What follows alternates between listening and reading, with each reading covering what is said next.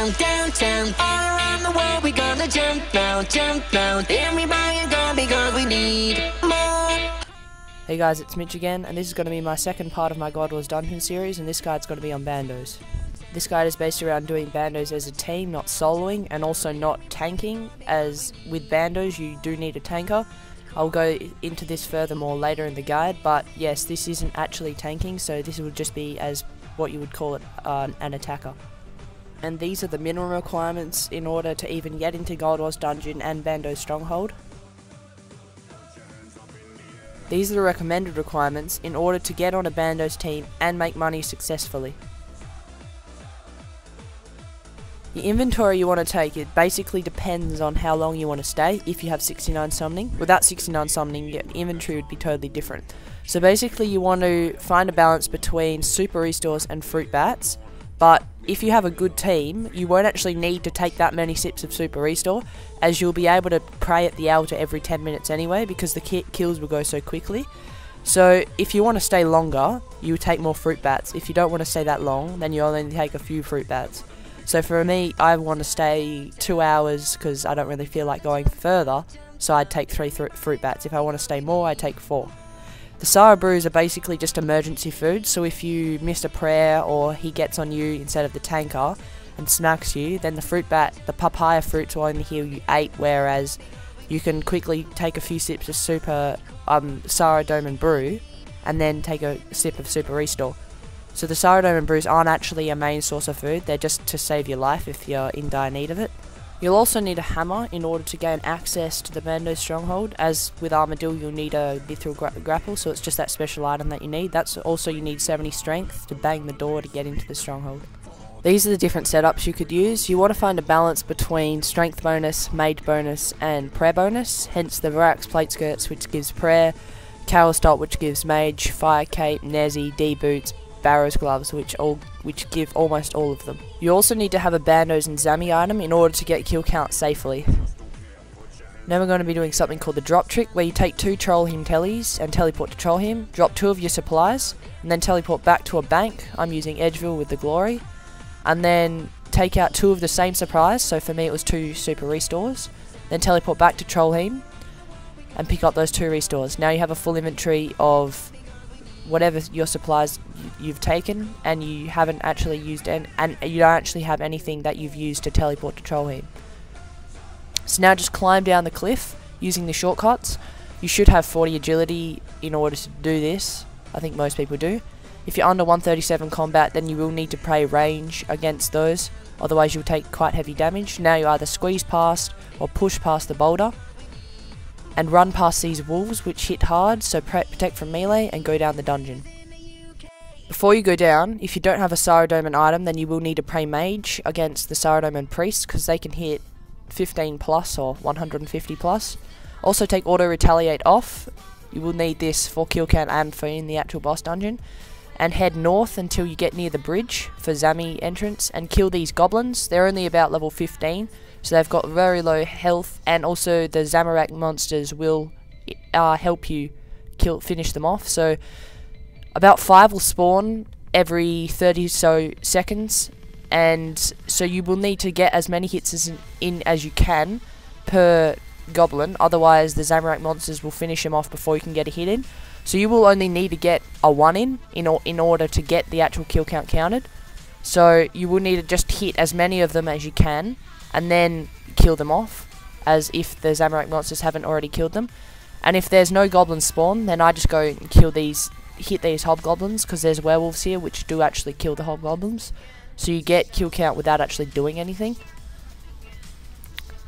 So you can do that just completely, or you can do both.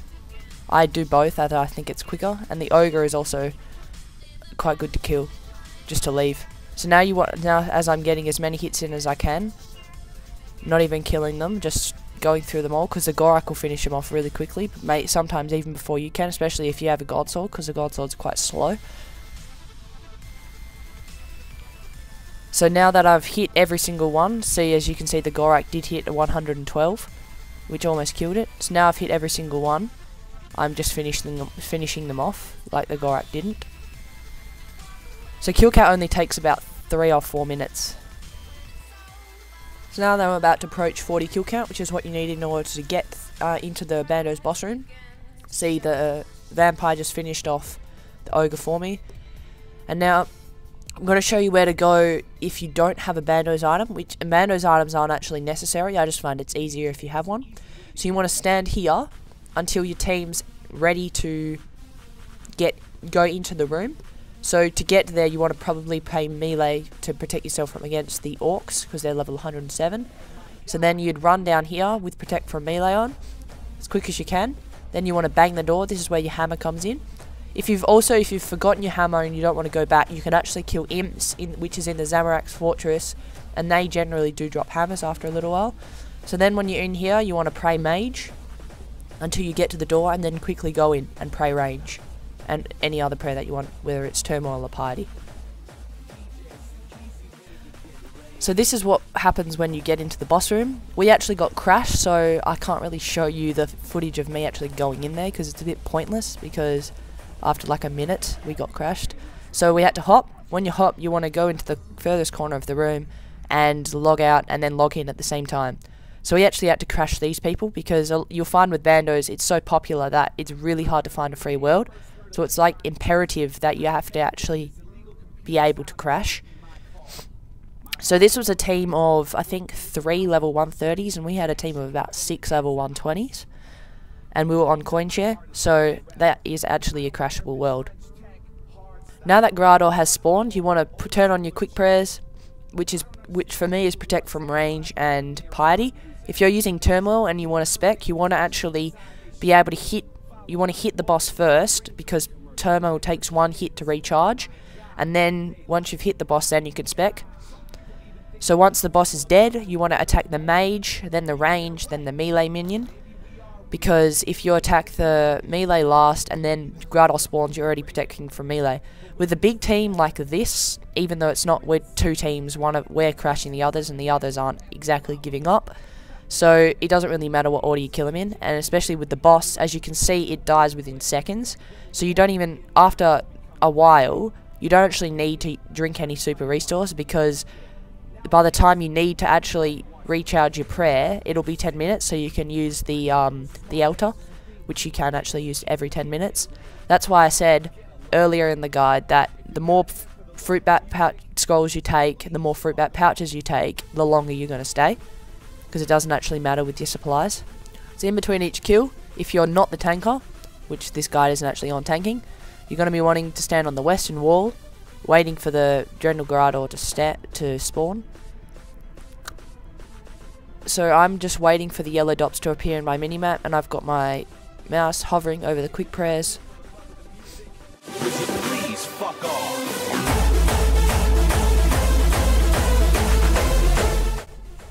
Now that Grador has spawned after a little while, you want to quickly get on him, and as I said, the kills won't last as long as any other normal God Wars dungeon boss, because for some reason you just seem to be able to KO him a lot easier than something like Armadillo, where Armadillo's kills might take 30 seconds to 1 minute.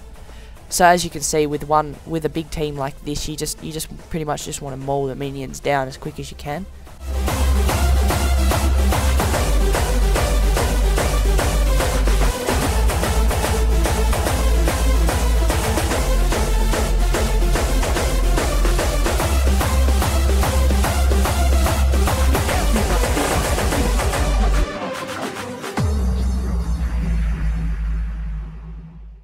Welcome, DJ Hope.